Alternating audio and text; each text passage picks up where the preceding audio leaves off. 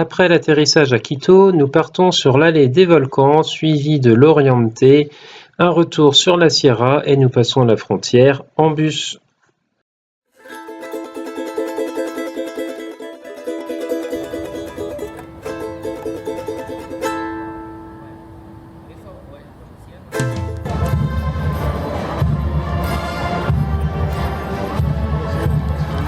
Alors nous sommes dans les ruelles des vieux quartiers de Quito et le moins qu'on puisse dire c'est que même si on est à presque 3000 mètres d'altitude, on respire pas le bon air pur de la montagne.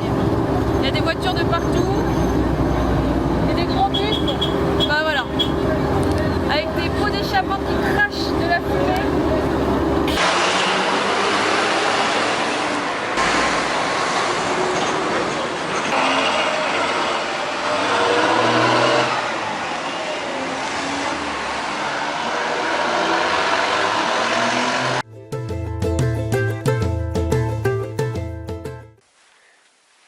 On a enfin quitté la Panaméricaine hier en fin d'après-midi, donc fini les bagnoles, la pollution, tout ça. On est tranquille. Voilà, derrière moi des petits volcans. On vient de rentrer ce matin dans le parc du Cotopaxi, qu'on a eu la chance de voir entre deux nuages. Maintenant on voit plus rien, il devrait être quelque part par là-bas, je crois, derrière les pins. Et voilà Coco qui arrive tranquillement. Un peu rouge et un peu de muscle dans les cuisses.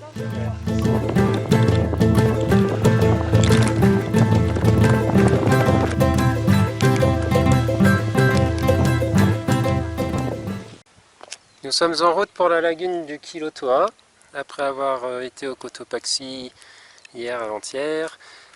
Et ça grimpe, ça grimpe, ça grimpe. Là ça fait plus de 2 heures qu'on monte. 3 heures. C'est 3 heures qu'on monte, alors on monte pas vite, 5 km/h. Et là on fait une petite pause ravitaillement. Et puis voilà, devant un beau paysage, même si c'est un petit peu bouché.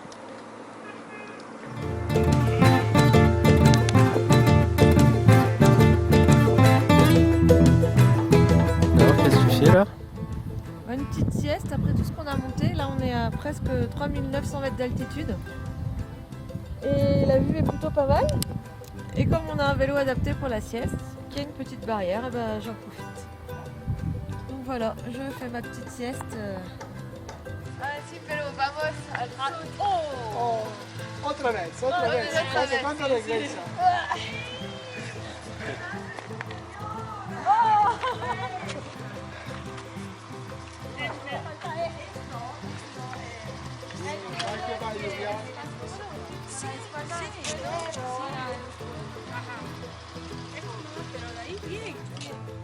¿Cuánto llegan por velocidad?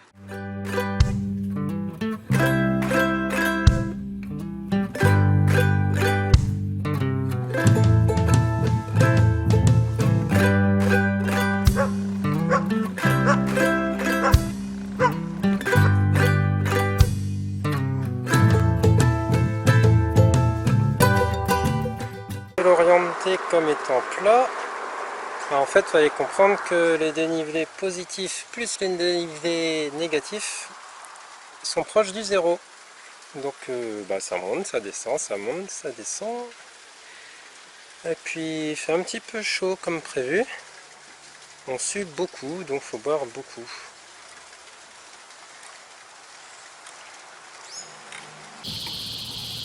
Nous sommes dans la jungle, c'est ouvert et on sent qu'il y a du monde à habiter là-dedans. Enfin, on les entend surtout.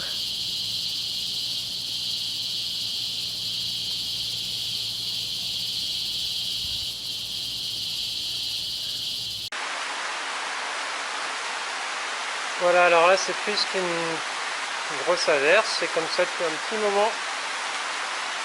Et là, c'est la fin d'après-midi. Et on a eu la chance de trouver cet abri où on va passer la nuit. Voilà, impeccable.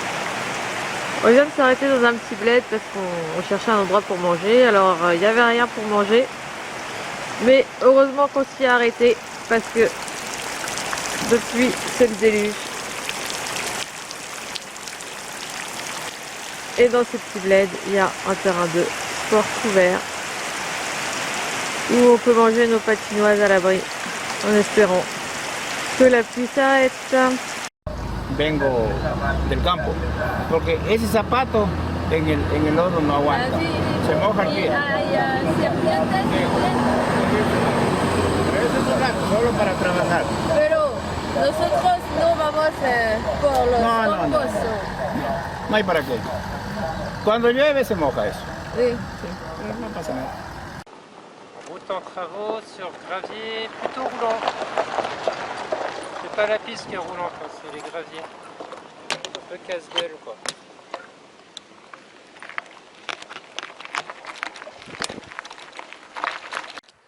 Bon, les graviers en descente c'est une chose.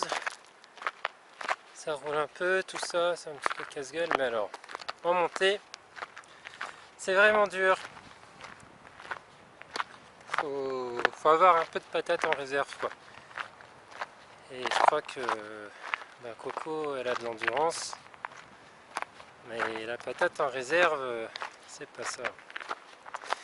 Alors je redescends ce que j'ai monté à pied et puis je vais l'aider à pousser son vélo.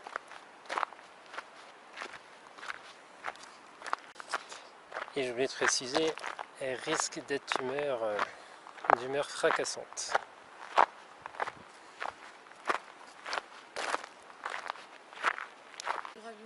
Ah, je me suis pas trompé alors.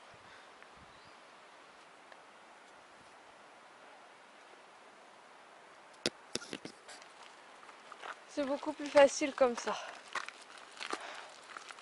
Là, le vélo monte tout seul. Magique.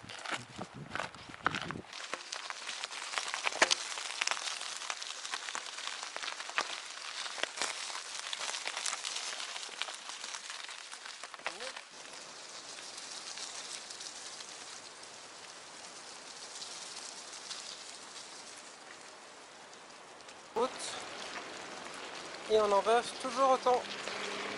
Alors, on a quand même compris qu'il fallait dégonfler les pneus pour avoir une meilleure adhérence. Et c'est vrai que ça marche vachement mieux. Bon, à part sur les portions en bitume où on scotche un peu plus.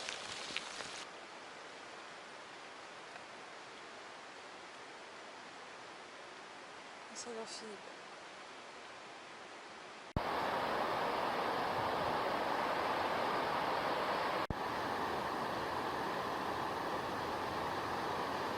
Je suis contente d'avoir monté tout ça pour voir cette jolie vue au fond. Ouais, c'est chouette hein. Bah, mais ça fait un paysage assez mystique aussi, c'est bien. Je m'en fous du mystique.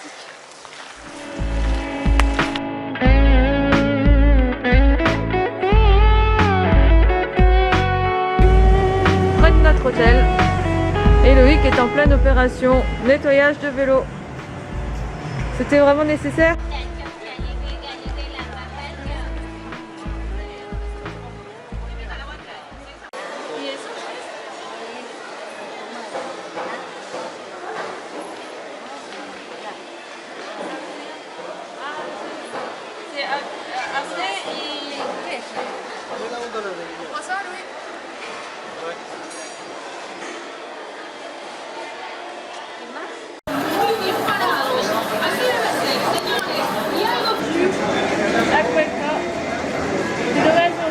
Il y avait des super bons jus un peu tard, arrivé au deuxième jour. Alors c'est notre deuxième aujourd'hui parce que pour $1 on a droit à un grand jus comme ça chacun. Un jus de coco c'est tout crémeux, c'est tout.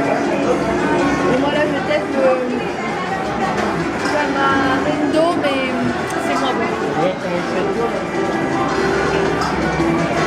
J'aurais dû rester à la coco.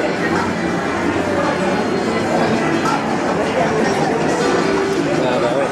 J'aurais dû rester à la coco. Définitivement. La panaméricaine depuis Cuenca c'est beaucoup mieux que de Quito au Cotopaxi. Qu'une file de chaque côté. Et elle est très peu passante. Los bolones de verde, el café, la fritada, el mote y las papas. Recuerdos. Il est 5h21 du matin, on vient parce que au crack. Pour la dernière étape d'Équateur, on va prendre un car parce que la route est vraiment trop difficile, paraît-il. Bon, nous on galérait sur les routes d'Équateur, mais les bus aussi. Hein. Et là encore, c'est une route en travaux avec des gravillons, de la gadoue, des restes d'éboulis. Ouais. Le ravin n'est pas très loin. Y te encontré sin buscarte. Disfruté un rato al follarte. Alors nous sommes en Équateur et je suis avec les bomberos. C'est comme ça qu'on dit les pompiers en Équateur. Au feu les pompiers, il y a la maison qui brûle. Au feu les pompiers, la maison est toute brûlée.